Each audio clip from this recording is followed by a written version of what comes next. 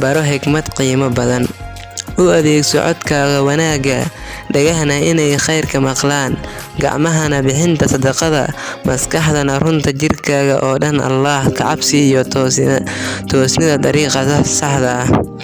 Ka dheerow saaxiibtinimada dadka markasta kula falanqeeya dadka kale ceebahooda. Noloshu waxa ay ku baraysaa inaad u baahan tahay inaad go'aan qaadato waqtiga ku habboon. Ma ahan goor hore, mana aha goor dambe. Nolosha mu'minka sahal ma noqoto imtixaan la'aan. Imtixaankuna ma fududaado sabar la'aan. Sabarkuna kaamil ma noqdo qanaaco la'aan. Qanaacaduna ma dhammaystiranto ilaa kalsooni. Intaas waa wadada keliya ee aad uga guuleysan karto safarka nolosha. Raggu waxay jecel yihiin in ay dumarku ka helaan 3 dabeecadood: gabar dhowrsan misana asturan, gabar afgaaban weliba xishood badan, gabar leh dhaqan wanaagga iyo dabeecad degan.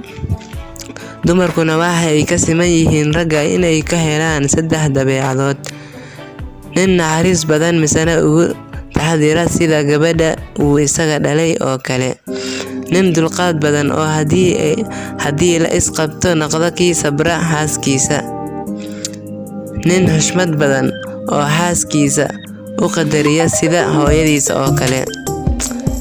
Nin hakiin ah ayaa la weydiiyey maalin maxaa ugu qurux badan wixii aad aragtay. Waxa uu ku jawaabay, ma arag wax ka qurux badan qof arkaya dhammaan ceebahayga oo haddana weli i jecel iguna kalsoon.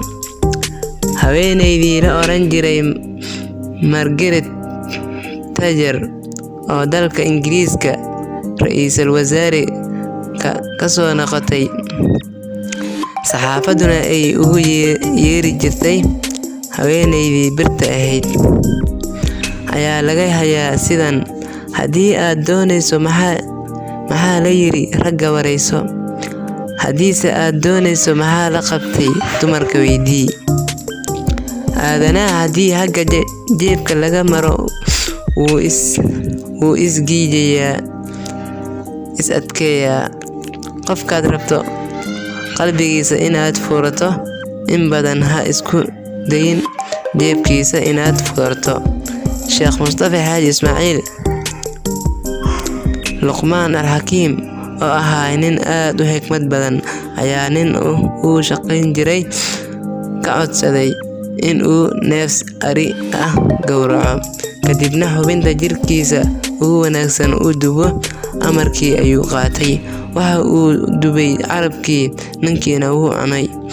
Maalin labaad ayuu ka codsaday in uu neef kale gowraco, xubinta ugu liidatana u dubo, kadib waxa uu u dubay isla carabkii. Ninkii ayaa ku wareeray oo weydiinaya sababta uu labada jeerba ugu dubay carabka. Waxa uu ku jawaabay, carabku waa mindi 2 af leh. Haddii aad wanaagga, runta, hadalka wanaagsan, dikriga u adeegsatid, waa xubinta ugu wanaagsan jirka ee janno kugu hogaamin kara.